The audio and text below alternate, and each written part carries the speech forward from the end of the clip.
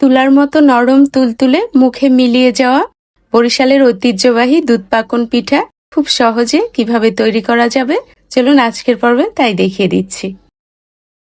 রেসিপির শুরুতে একটা প্যানে 2 কাপ দুধ বসিয়ে দিয়েছি। এর সঙ্গে দিয়ে দিলাম আধা কাপ কোরানো নারিকেল, সামান্য একটু লবণ, চিনি দিয়ে দিলাম 2 চা চামচ, আর দিয়ে দিলাম 2 চা চামচের মতো ঘি। মিশিয়ে দিয়ে অপেক্ষা করছি ফুটে আসা পর্যন্ত। ফুটে আসলে চুলার আঁচ একেবারে কমিয়ে 2 কাপ চালের গুঁড়া দিয়ে দিলাম। আমি এখানে ভেজা চালের গুঁড়া নিয়েছি। ভালো করে মিশিয়ে নিতে হবে যাতে চালের গুঁড়া শুকনা না থেকে যায়।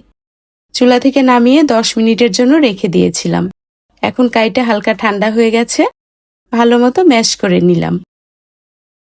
এখানে একটা ডিম ফেটিয়ে পুরো ডিমটাই দিয়ে দিলাম সামান্য একটু সাদা এলাচের গুঁড়া। খুব ভালো করে ম্যাশ করে নিব। যখন এরকম বেশি আঠালো মনে হবে তখন অল্প অল্প করে ঘি বা তেল দিয়ে ম্যাশ করে সফট করে একটা ডো করে নিতে হবে। আমার এখানে প্রায় 3 টেবিল চামচের মতো ঘি লেগেছে। দেখুন কতটা সফট হয়েছে। এবার কিছুটা ডো নিয়ে বাকিগুলোকে ঢেকে রেখে দিলাম। ডোটাকে খুব ভালো করে মসৃণ করে নিয়ে পিঠাগুলো তৈরি করে নিচ্ছি। প্রথমে একটা 4 কোণার মতো করে নিলাম। মোটা করে নিতে হবে, খুব পাতলা করব না। উপরে তেল লাগিয়ে চামচের উল্টা পাশ দিয়ে ডিজাইন করে নিচ্ছি। ডিজাইনগুলো আসলে সব নিজের পছন্দ মতো। আমি খুব সাধারণ কয়েকটা ডিজাইন করে নিচ্ছি। এগুলো একটু দেখে বুঝে নিতে হবে। আর পিঠাগুলোকে কিন্তু খুব বেশি পাতলা করবেন না। যত কম ডিজাইনের পিঠা করা যাবে পিঠাগুলো কিন্তু ততটা সফট হবে। বেশি ডিজাইন করতে গেলে পিঠাগুলো শক্ত হয়ে যায়। এই তো আমি বেশ কয়েক রকম ভাবে পিঠাগুলো তৈরি করে নিয়েছি।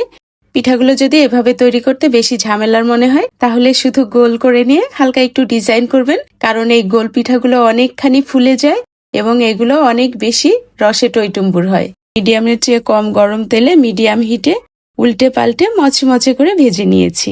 সবগুলো পিঠা ভেজে নিয়ে একটা পাশে রেখে দিলাম। 1.5 লিটার দুধ জালে বসিয়ে দিয়েছি। দিয়ে দিলাম আধা কাপ আর 2 থেকে 3 টেবিল চামচের মতো চিনি, সামান্য একটু সাদা এলাচের গুঁড়া মিশিয়ে দিয়ে 2 থেকে 3 টেবিল চামচের মতো গুঁড়া দুধ দিলাম। অপেক্ষা করছি ফুটে আসা পর্যন্ত। ফুটে আসলে আরো 3 থেকে 4 মিনিট জাল করে নিয়ে ঘি দিয়ে দিলাম। মিশিয়ে চুলার জালটাকে বন্ধ করে পিঠাগুলোকে দিয়ে দিলাম। একটু ডুবিয়ে দিয়ে প্যানটাকে চুলা থেকে নামিয়ে ঢেকে রেখে দিয়েছিলাম সারা রাতের জন্য। দেখতে পাচ্ছেন পিঠাগুলোর রস খেয়ে একেবারে টইটুম্বুর হয়ে গেছে। এই পিঠাগুলো ভাজার পরে এবং শিরায় দেওয়ার পরে অনেকখানি ফুলে যায়, তাই পিঠাগুলোকে খুব বেশি বড় করে বানাবেন না। রেসিপি ভালো লাগলে ফ্রেন্ডস ও ফ্যামিলির সঙ্গে শেয়ার করবেন। ভালো থাকবেন সবাই। আল্লাহ হাফেজ।